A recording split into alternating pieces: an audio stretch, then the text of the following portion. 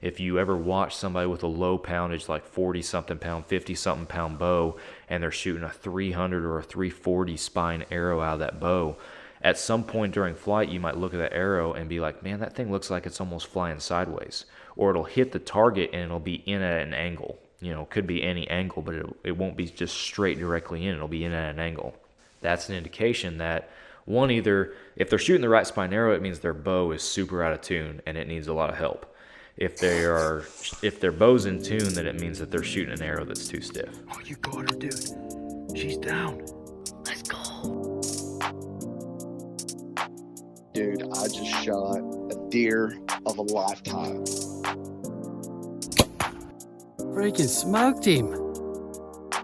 One with nature, and if you're a believer, one with God. Definitely gets your heart pumping. Boy, you are in trouble. Fall Obsession Podcast.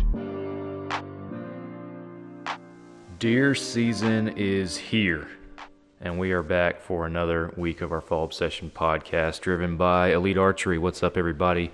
I am Sam with Fall Obsession, and I am on here with our media production manager once again, Nick Powell. What's up, buddy? Hey, what's up, Sam? Man, I feel like this is like a regular thing again. We got you on here for a few weeks in a row. It's kind of cool. Yeah, I know. Technology makes that luxury a reality. For sure. Yeah, I know I'd love to be back in person and doing some video podcasts in person, but the virtual feature allows us to at least come out with a new episode every week, so we're thankful for that. So for sure, we got to provide for our listeners. Absolutely. Yeah, that's the number one priority, and we wouldn't still be doing it if y'all weren't listening, so thanks for tuning in. Absolutely. But man, so obviously whenever you and I are on here, it seems like it's par for the course that we're always talking more of a laid back and casual kind of conversation. It seems like, less of the interview style that we have with guests and stuff, Yeah. But this week we're going to talk about something that we've kind of hit here and there. We were talking before we started recording about it, and that is mainly on the subject of bow tuning and setup. Because we've touched on it piece by piece in different podcasts as it was relevant to bow hunting and stuff like that, but we really haven't had an episode exclusively for it. And this, I think, would be a great, you mentioned it yourself before we started, it's a great time of year to throw something like this out here. Maybe even a little bit late for some, talking about tuning their bow and everything, but still a good episode to bring out as bow season's kicking off either way. So Yeah, absolutely. We are, what's today? I know it's not going to be today when this podcast airs, but I think when this podcast does air, we will be 2 days into deer season, yes. Archery season here in Texas. So I think this is prime time for getting everything ready to go. Absolutely. So we're recording on September 29th. Bow season in Texas opens October 2nd, so this upcoming Saturday, and I think that this episode's slated for the 4th, I want to say. So we'll already have our opening weekend sets behind us at this point by the time y'all are listening to this, and hopefully maybe even some photos on our pages of some deer on the ground. If y'all go to our pages and don't see that, though, then that probably means that we didn't do so good. So Very good point. But man, so I wanted to get into it and dive into the topic of archery and bow hunting and bow tuning real quick, just to kind of, one, plug some other episodes we've talked about this stuff on, but then also just to bring into perspective how long it's been, since we talked more specifically about this kind of stuff. I think it was episode number 6. This is episode 80. Episode 6, we talked about some bow hunting and some bow setup stuff. It's a good episode too. Y'all should go listen to it. And then I know we talked about some stuff specific to the elite bows when we had Larry on in episode 14, but that was also specific to the 2021 lineup, or excuse me, the 2020 lineup that hadn't even officially hit our hands yet. So that was a little bit of a little spell ago. And then also episode 17, preparing for bow season, which I believe is 2 bow seasons ago at this point. I want to say that sounds about right. Sounds right. Yeah, so that was another one that we kind of hit on some of this stuff. But again, first podcast specific to the topic. So I know there's been a lot of delays with getting new gear in guys' hands and everything. And I know, like I mentioned, we're partnered with Elite Archery, and we were pretty hopeful that we could have maybe the 2021 Elite lineup in our hands for this hunting season. But obviously, with COVID and what all's happened in the world here lately, and factory issues, manufacturing issues, and then on top of that, more people bow hunting than ever before. So sales are up with that. It's been a little bit harder to get for some manufacturers to get equipment in certain guys' hands. So with that being said, going into opening weekend of the 2021 bow season, what's your setup? So right now I'm running the Ritual 33 with what I believe to be the original strings. I haven't changed the strings, and I'm pretty sure you didn't, because you shot this bow when it first came out. Yeah, those are still original Winner's Choice strings. So, and man, they have held up amazingly. I have nothing negative to say about them. I'm running, what are they? Trophy Hunter arrows, I think. 350 spine. I'll probably be running some Slick Trick broadheads this year. Yeah. It'll be my first time running them. I've run Rage in the past, and they've been awesome. And so I'm looking forward to trying something new and expanding my horizon a little bit. I've only heard good things about all the Slick Trick products, so I'm looking forward to trying some of those out this year. Hopefully to get a big old dandy buck on the ground. But oh yeah. If not, at least we'll do some doe patrol, and you know what, we'll put some meat in the freezer. But I have a Scott Jaws trigger release that I got from a good buddy of ours, Andy Meeks, a pro staffer.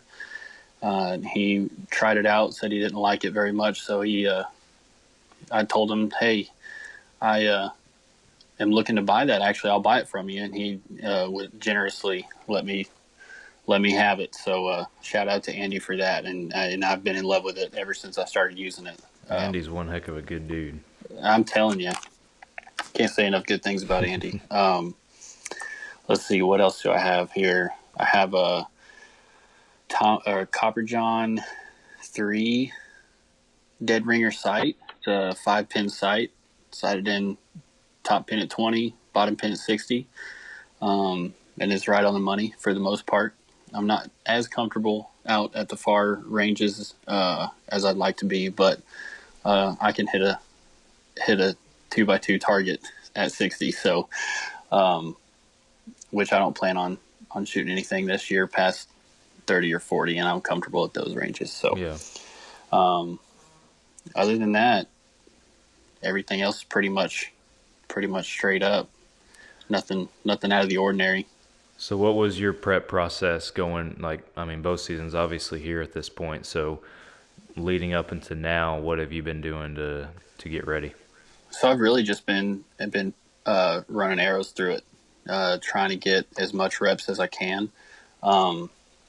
I'm fortunate enough to live right on a green belt, and so I have some room out of my back, off my back patio, to shoot. And there's a creek that runs behind my house, so nothing back there is going to get injured. There's no, fortunately, there's no hazards or anything. So I've basically just been getting reps in, making sure it's dialed in, and making sure that when the time comes, I'll be ready. I'll be ready to pull that trigger and send an arrow through 2 lungs. Heck yeah. So I'll shoot, and I don't go crazy. I know a lot of guys will shoot like 100 arrows a day or something like that. I'll probably shoot about 30 at different ranges just to make sure I'm dialed in, comfortable where I need to be. I'll try and I kind of tried something new, and I think we talked about this in one of those podcasts you mentioned earlier. I'll like run around the yard, and I look like a goober doing it, but I'll like run a couple laps around the yard, get my heart rate up, similar to a buck fever kind of feeling, and then I'll take a shot. I'll take a few shots breathing heavy. I'll take a few shots sitting down. I'll take a few shots kneeling, just to be in those different situations to better prepare myself for any situation that might arise. Yeah.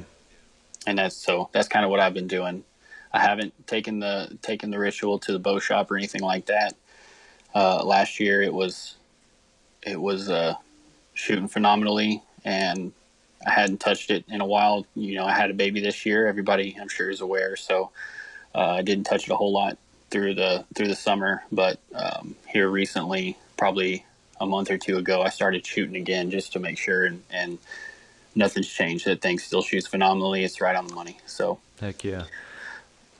I got two things I want to mention, but the first one going off of that topic of it's still shooting good. I'm super weary of my bow, and like if I paper tune it and if it's just a smidgen off, it's not good. It's gotta be a perfect bullet hole going through paper, and I can talk a little bit more specifics to paper tuning here in a little bit, but that's how I've always been. Like I'm super picky about that kind of thing. So this year, like I got on the range to start shooting, and I was shooting good, and I kept looking over at the paper tune rack like, that thing's gonna kill me. If I go over there and this thing is just a smidgen off, it's gonna change everything, and then I'm gonna be all worried that I just moved and messed everything up for deer season. I'm gonna get super paranoid. Like that's just how I am as from the tech side of things. right. So finally, I mustered up the courage inside of me to go over there and to shoot an arrow through the paper tuning rack. And lo and behold, perfect bullet hole. Like I examined every inch, I say an inch, it's not that big, but every little bit of it, and Right. it was good to go. So That's that awesome. that gave me some confidence just in that, my bow. I'm not rough. I wouldn't say I'm rough on my bow, but like I'm not like super gentle with it either. I'm not trying to Sure. baby it or anything like that. And nothing had changed. It was money and just ready to go. So shout out to Elite on that. Yeah, I was going to say that really speaks to Elite's manufacturing, because I mean those bows are tough, and we take these bows out in the field, and we got to lay them on the ground. They might fall over. They might do all this stuff, but they hold strong for sure. Yeah. And man, on that topic too, like the whole thing with bows nowadays and the way technology is, and I've been listening to a lot of hunting and archery podcasts here lately, and I don't want to be stealing anybody else's stuff, but point being is a lot of these guys shoot different brands of bows, across the industry. And Sure.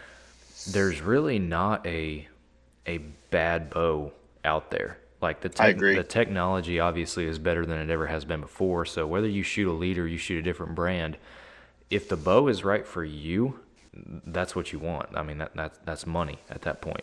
And and there's a lot of bows that you could probably pick it up out of the case just like I did and shoot it through paper and it still be shooting just like it was last year. So I'm not trying to sell y'all on Elite in that, well, this bow is perfect coming out of this case after a year, whereas, your bow's not. That's not what I'm saying at all, or what I'm trying to say. I know that every bow out there is good at this point. It just depends on what fits you as an archer is really what it comes down to, and what your preferences are.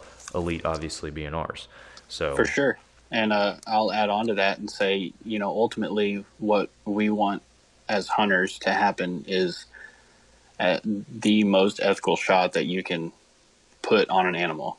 And if shooting another brand is more comfortable for you, giving you a more ethical shot, then by all means shoot the other brand. And I know Larry, in one of those podcasts that you mentioned previously, he said that all they want to do is be in the conversation. So try and lead out. If it doesn't work, it doesn't work. That's not a big deal. I know they appreciate you just trying it out. So. Yeah, absolutely. So going back a little bit, you were talking about running around the yard, getting that heart rate up. I listened to a podcast, and I'll tell y'all which podcast it is because it is a really good podcast. It's I don't remember what number, but I listen to Working Class Bow Hunter a lot. They drop a lot of good episodes and a lot of content out there. And again, not trying to steal their stuff or anything, but they had Mark Drury on as a guest, and he was talking about.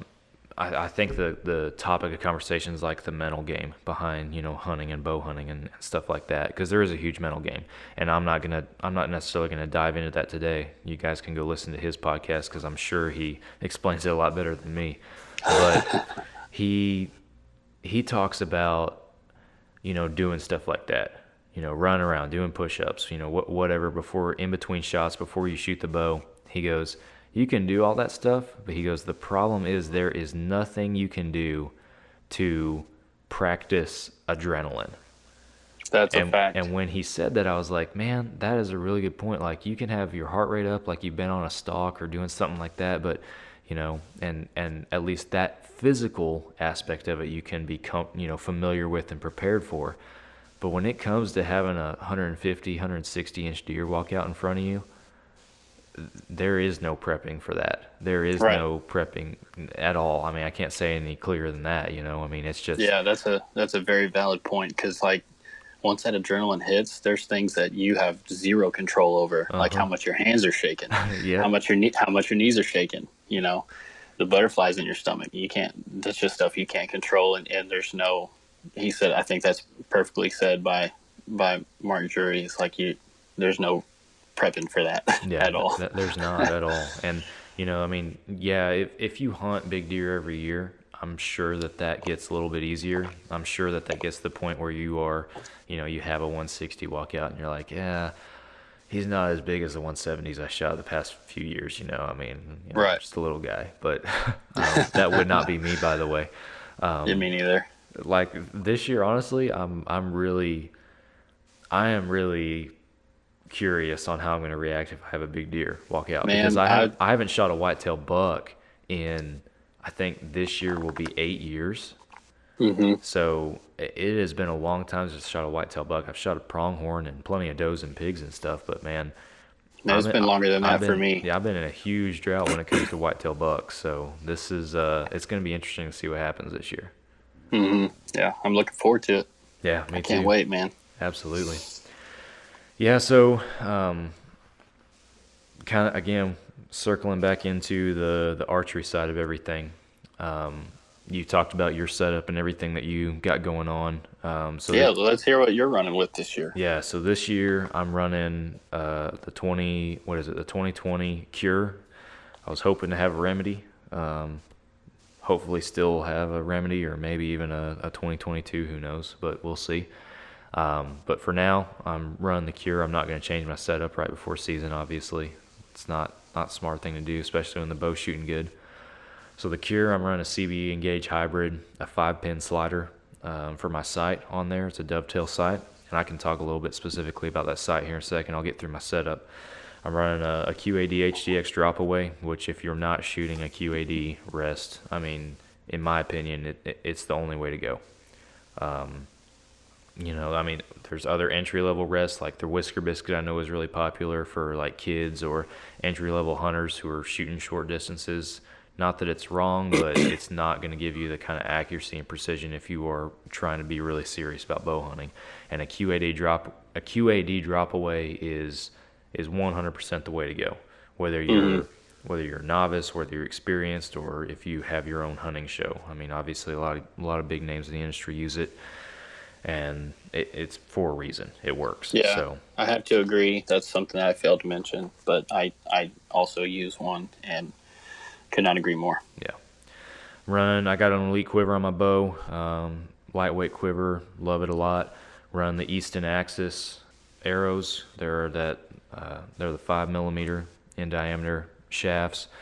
My arrow weighs out, I think, at 435 grains is what it totals out at. So I know some guys run a little bit heavier, more in that 500 neighborhood. This is probably the heaviest arrow that I've ever shot. I've been shooting this arrow build for 5 years now, I think. I swear by Easton Axis, man. We're not, and by the way, we're not sponsored by an arrow company. So this is all, I've spent my own money on these arrows over the years.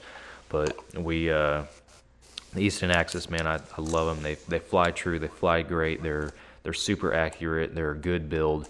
And then on top of that, my number one arrow in my lineup is I've killed 4 animals with it so far, and it's still going strong. So if you get a complete pass-through, there's a good chance you're going to use that arrow again.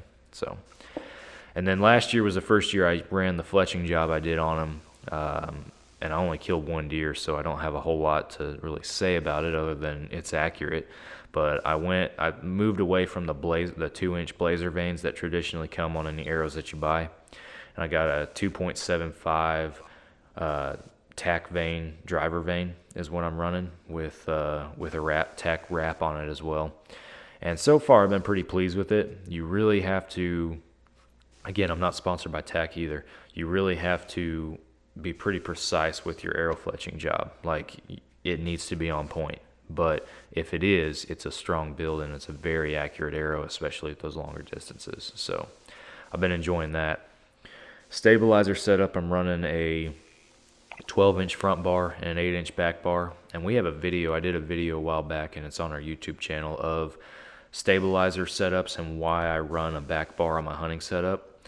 So I'll just plug that video and maybe try to put a card here on the YouTube for you guys to be able to click on it and go see. But I enjoy running the back bar because it counterbalances basically the weight from my sight out front and the weight from my sight off to the side. And I won't get super technical with it, other than you need to have that balance, because if you run a long front bar and a heavy sight, you got a lot of weight out in front of your bow, and obviously your sight is mounted on one side of your bow, so that puts weight on that outside side of your bow. So you got to have something to counter that if you're running heavy weight like that.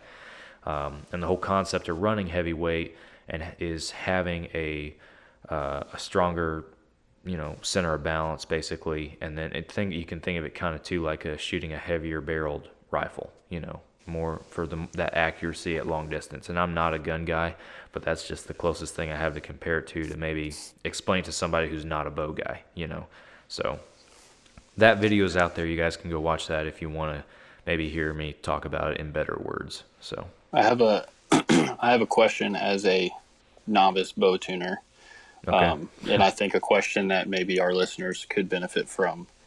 When it comes to balancing, is there any other way besides just shooting your bow and seeing if it's comfortable to see how balanced it is?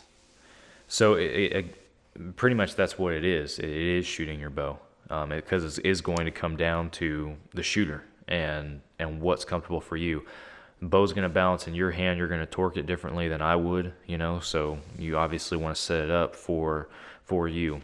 Some guys just want a stabilizer on front, and some guys who have been around for a while, when stabilizers first came out, it was more of a dampener, if you will, that guys would put on the front, or at least just to offset the shot vibration. Yeah, because bows back in the day, the older bows, they had a lot of hand shock in there, so whenever you'd shoot them, you'd feel it.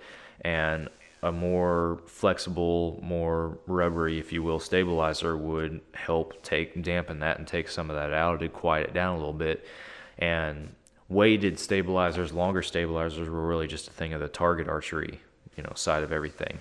And it wasn't until later on that they started coming over to hunting, and it was like, okay, well, these things are not just used for dampening. These things are used for balance and weight, and balance and weight can also help with hand shock and stuff like that. And so that's just been an evolving thing that has happened over the years and over time. But yeah, you got to shoot it yourself. You got to figure it out yourself. If you feel like you need a longer front bar to help add some weight to that bow, then you can add that on there. But then before you just start rolling with a longer front bar like that, put a back bar on there coming off to the inside of the bow, because that right there will help you, like I said, offset the weight out front and then the weight that's on the other side of your bow with your sight. You may not need it, but it also depends on how much weight you're running, and that's something to play around with too. Like I play around with the weights and how many ounces I have out front and out back, and shift stuff around to figure out where it is. The easiest way to tell is when you draw back, you settle in at full draw, anchor in, but you do it with your eyes closed. And when you open your eyes, you want to be able to see through your peep. You want your peep to be lined up with your sight, obviously. That's a big rule of bow setup. But then if you look at your sight bubble, you want to see that bubble level.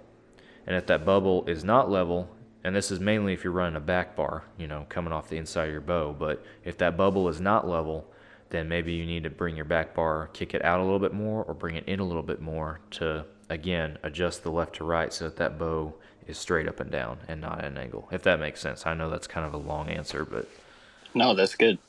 So anyway, that's my stabilizer setup. That's what I'm running. I too am running the slick trick broadheads. I ran a Viper trick through a doe last year, and it absolutely ate her up, and I was pretty pleased with that. So that's probably going to be my front line. I got a couple of the standard, the fixed blade ones in my quiver just in case I got a hog short range. One thing that I found, at least with my bow, when we started doing the broadhead testing with those slick tricks, was those standards. Anything past 40, I would start to have a little bit of deviation to the right compared to my field points, which under 40, it wasn't an issue. It was only those longer range shots. So with those longer range shots and it being a 4-blade broadhead and me shooting a 3-fletched arrow, I'm probably going to run the mechanical primarily, unless I'm, again, shooting a shorter range like a pig or something, then I might run a standard through it. But so also, while we're talking about setups and what I have, I mentioned earlier that CBE sight, and I said a lot of words, and some guys might not know what it means, but the CBE Engaged Hybrid 5-pin slider. It's a long name for a sight and the description of that sight. But basically, it's a dovetail system, so you can adjust how far the actual housing is off of your riser based off of that and secure it down. It's a 5-pin sight, so 20 through 60 are preset, they're sighted in, but then the slider aspect of that is the wheel on the side that allows me to adjust it, so I have a floating pin basically. So that 60-yard pin that's at the bottom is my floating pin. So if I turn the wheel and adjust it, then that pin is going to move up and down, and I have a tape on there where I can set it precisely for 70, 80, 90, 85, 87 yards, whatever I range it at. I can put the dial specifically on that number, and that's what that bottom pin is ranged in. And as far as the sighting in process for that, you guys will have to buy the sight and follow the instructions and all that. We'll might try to do a video on it, but there's no way I'm going to be able to explain that on a podcast. So Yeah, and that's one thing that I'm going to look at doing this year is getting a new sight, because I've kind of gone the cheap route. And when I bought the bow I had before this one, I just used the sight that came on it. And so I'm planning on getting a new sight with some new stabilizers as well. And then once I do, we can do a video on it and show our listeners what to do. yeah, that'd be perfect. If you want to, we can, or I would like to, we can talk about arrow setups and just kind of dive into those a little bit more, because that's another thing that I would like to, and this is just me personally, that I would like to know a little bit more about. Because, yeah, if we could just dive into arrow setups a little bit and just tell our listeners a little more details about if you're wanting to build your own arrow setups, what you can look for. Because I know you can like dive way into them, like feathers versus normal vanes. You could put inserts in them to make them heavier, different grain heads, field heads, broadheads, a whole bunch of different types of stuff. So Yeah. I'm looking to do an arrow build this year, hopefully as well. And so I'll hopefully learn something here as well, along with our listeners. So Yeah, absolutely. So I'll just let you start from the front and go to the back, or whichever way you want to go. Yeah, no, that's good. So as far as assuming we're talking about hunting, and obviously we're hunting podcasts, so we'll keep it around that area. I won't get into target or anything like that. So for hunting, one big thing that guys think about what's coming out of their bow is their feet per second. How fast is my bow shooting? And then the other thing coupled with that some guys care about, some guys don't, is kinetic energy. And there's a formula. I don't remember the formula off the top of my head. There is a website, I think it's Gold Tip Arrows, actually has like a formula on their website where you can put it in, and it doesn't matter the brand of arrow. You can put in like your arrow weight and how fast your bow's shooting, and it'll tell you what your kinetic energy is. But kinetic energy is the other big thing that you have to think about, as far as not only how fast is my arrow getting to the target, but how much force does it have when it gets there. Because you can come in and I've had guys when I used to work at the bow shop, they'd come in and they'd be like, yeah man, I want a lightweight arrow. I want a, lightest thing. I want to be light and fast coming out of that bow, and everything. I'm like, okay, well, what are you hunting? because if you're hunting anything more than just deer, it's probably not going to do you a whole lot of good getting the lightest arrow out there, because you want that arrow to have some punch when it hits its target. I don't necessarily recommend for deer hunters, men and women alike, going with the lightest weight arrow. You don't have to go super heavy like a Full Metal Jacket or anything from Easton or something like that if you don't want to. But somewhere middle of the road, there's no way to go wrong with that. I know some great traditional hunting arrows that I have set guys up with and seen guys run. Gold Tip and their lineup of hunting arrows, they have some great products. I know Drew, our marketing manager, is shooting Gold Tip this year, and he's pretty happy with them.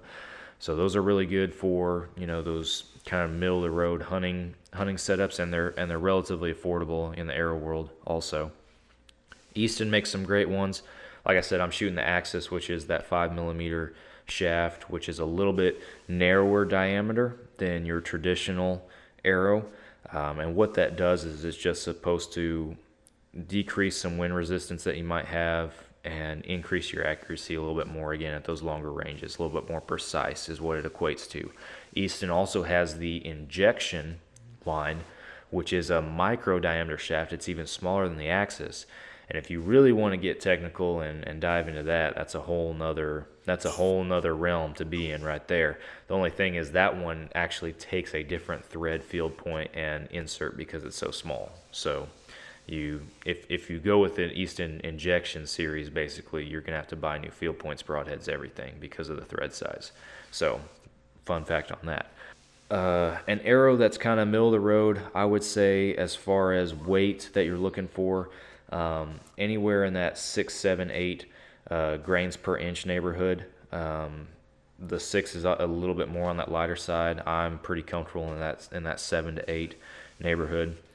I do not run weighted inserts on the front of my arrows. I just have the standard inserts in there and the field points.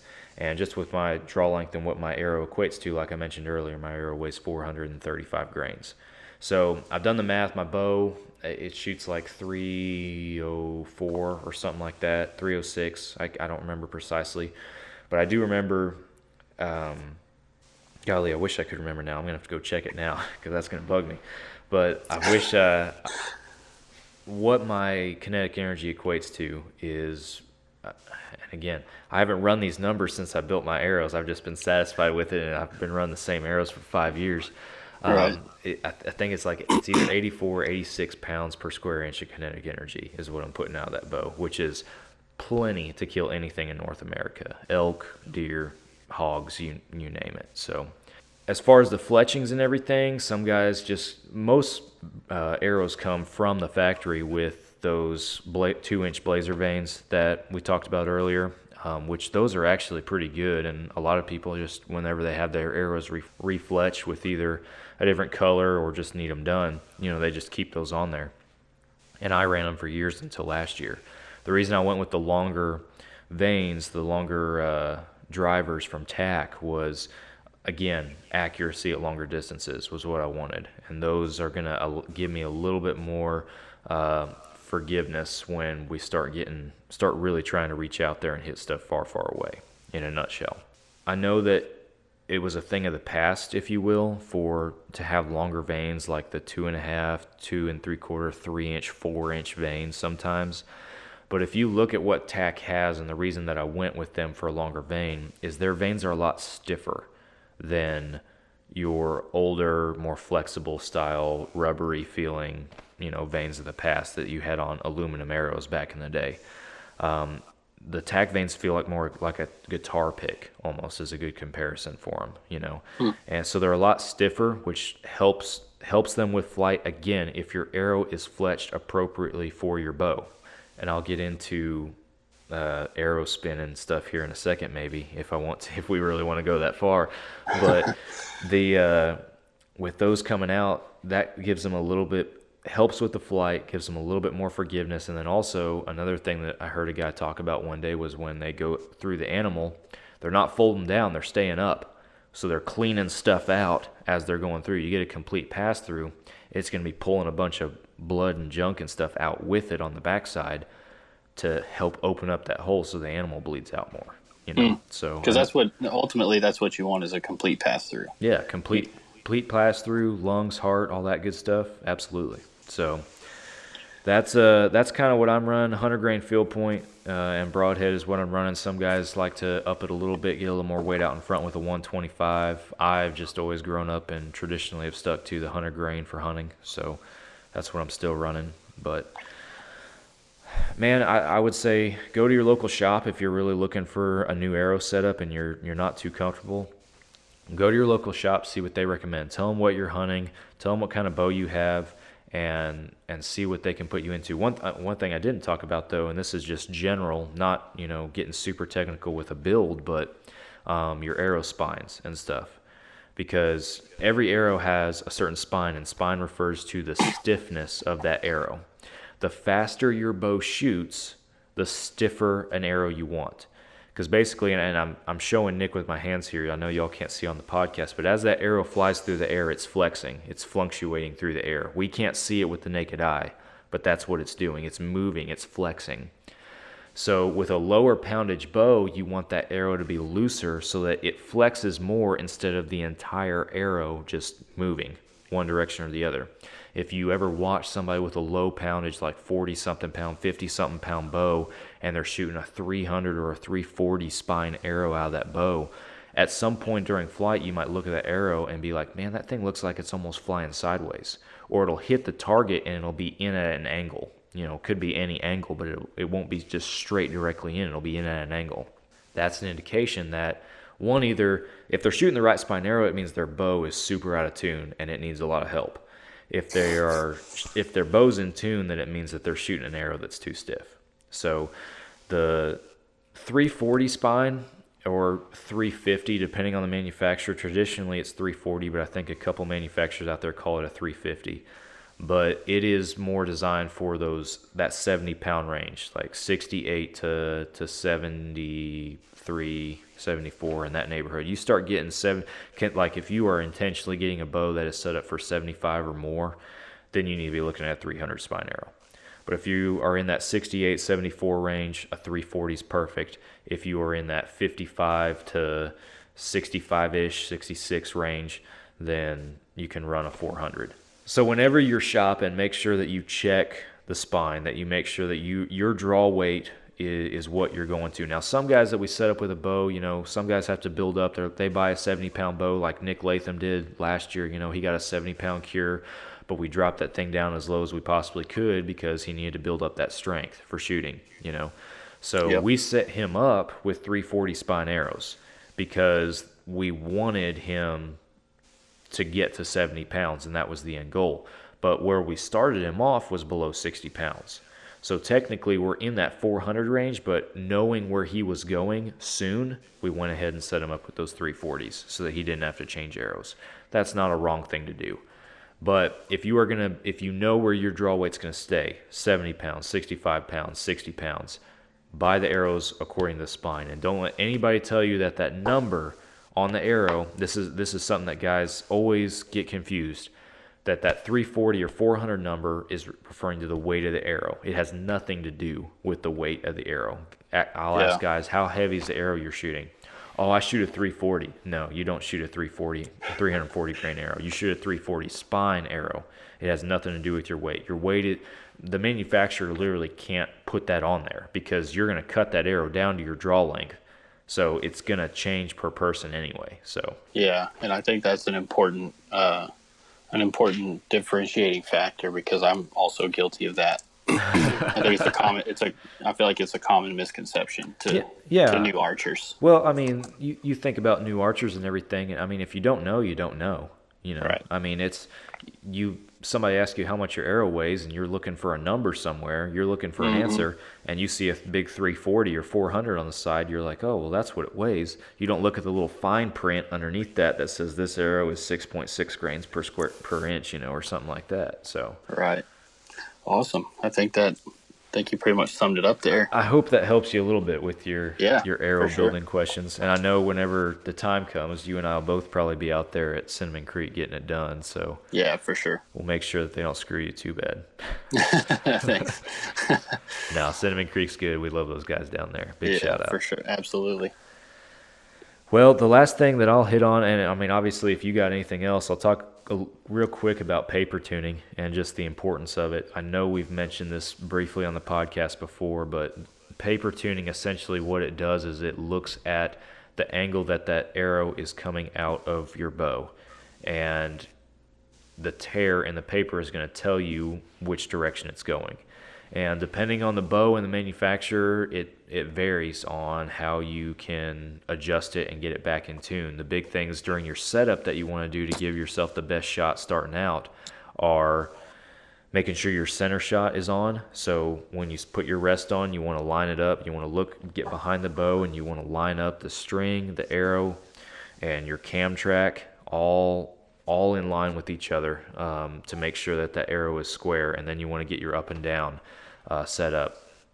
The other thing you want to do is with your nocking point, you want to measure it, because some guys will just put their rest on there. They'll adjust the left and right and get the left and right set with their center shot, but they won't adjust the up and down or even check it. So their nocking point might not even be center of the bow. So they put the arrow in there, they nock it, but it could be a ½ inch closer to the top cam than the bottom cam. That rest needs to be dropped down, if that makes sense. So when you nock it, you have to measure. You measure from the top cam to the nocking point, and then from the nocking point to the bottom cam, and you make sure that wherever that is at, that the measurement's the same. And then you can tie your D-loop and tie your nocking points and everything. You can adjust your rest to get it level, and then go from there. From there, you should be pretty close to a bullet hole. For other manufacturers, you might have, if you have a yoke system on your cables, you might have to put some twists in one of your yokes to get it to adjust. If you are running a Matthews, you might have to adjust your top hats that, basically place your cam off your limb in different places. If you're running an Elite, you don't have to do any of that. All you have to do is adjust that set technology, which is a really cool thing about Elite, in that they have that technology on the riser of the bow where you can literally take an Allen screw and adjust basically your limb pocket, and therefore your cam angle and everything, to be able to adjust for that right there without having to ever put it in a bow press. So another reason why we love Elite.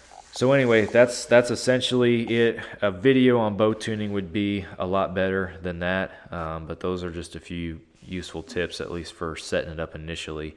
If you're unfamiliar with it, then I definitely recommend taking it to a shop if you have a trusted shop near you, or at minimum looking up some videos on YouTube. And I know we got some videos on there as well from a little while back, I think, but we do have some bow tuning videos on there that you guys can check out too.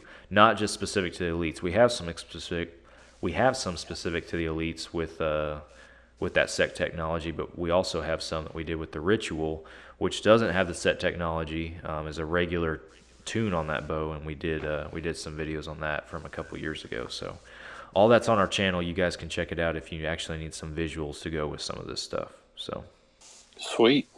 Strong work there, Sam. I'm just fake it till you make it, man. Well, talked about our setups and everything. You got anything else that you want to hit? No, man, I think we covered everything. I'm getting All tired my of notes. I'm getting tired of being so technical over here. Half of what I said is probably not even right, but Nah, I doubt it. Don't let him fool you guys. He knows what he's talking about. no, like I said, you fake it till you make it. But no, well, we appreciate y'all tuning in. We'll probably start wrapping it up here. Like I said at the beginning, it's bow season's here at this point. I'm super excited. I'll give a little quick plug to some other content we have on our pages relevant to our hunting seasons this year. The last two podcasts that we had it was actually me and Nick, and then Drew was in on it too.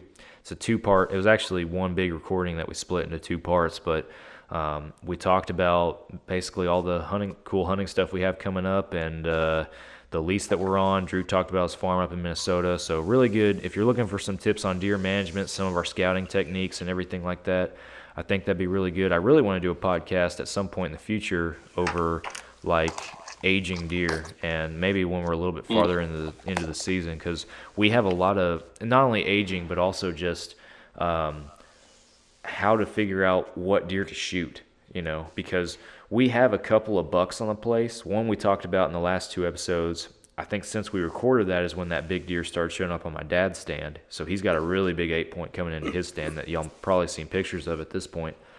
But we have those two that are for sure shooters, but then we have all of these little 8 and 10 points that are like that borderline between 3.5 and 4.5 years old, like that age range. But we have so many of them that it's like some of these guys are probably going to have to go. So Right. we're gonna have to, and I'm not turning this into that podcast, but we're gonna have to make that determination on which one of these deer are we gonna take off the place. And I think after we kind of figure all that out, we need to do another episode on that because that'd be a pretty cool topic. So Yeah, that would be.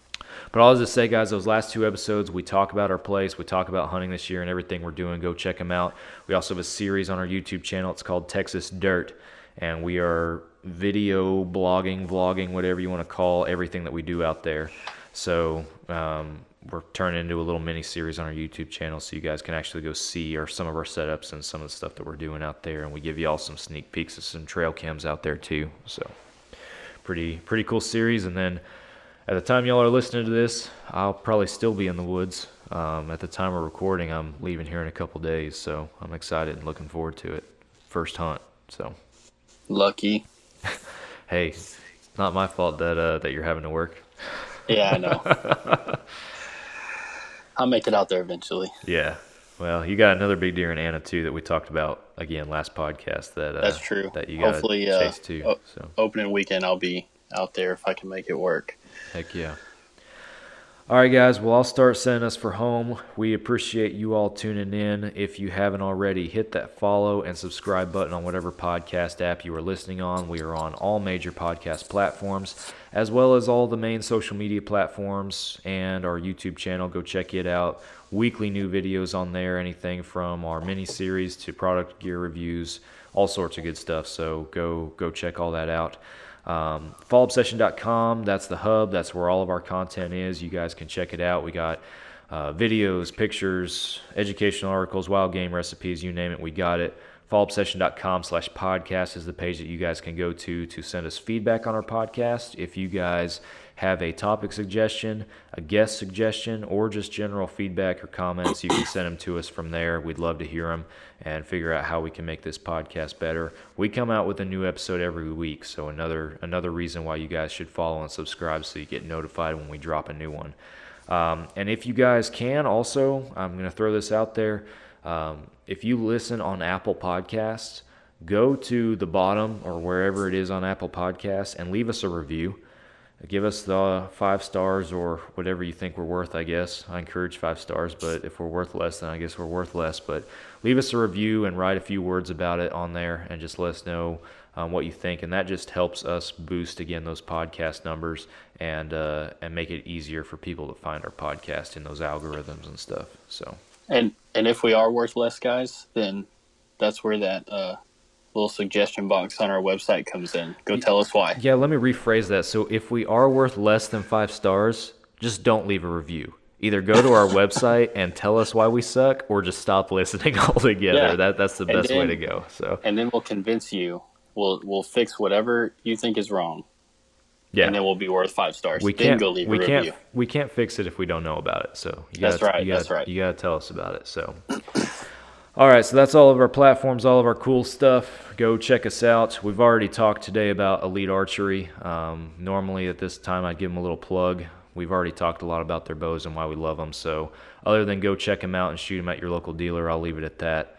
And then finally, we have a new feature on our website. It's called our Pro Shop Finder, and we're working on putting together a list of vetted, trusted, approved archery pro shops across North America. It's a work in progress, but if you guys own, run, or frequent a legit, top-notch archery pro shop, go to fallobsession.com/archery pro shop and tell us about them. That way we can get in contact and get them involved in that program. So, and it, on top of everything, it's free. It doesn't cost them anything, so it's worth it. All right, Nick, that's all I got, man. What else you got? Man, well, I think we've covered everything that we need to. Sweet. That we wanted to. That we wanted to, yeah. Well, I could talk about arrow spin and all sorts of other crazy stuff, but I think I'll leave that for another day. So, all right, guys, we appreciate y'all tuning in, and we will be back with y'all again next week for another Fall Obsession podcast episode, hopefully with some big deer on the ground. We'll see. So we'll catch you then. Be sure you tune in. See you later.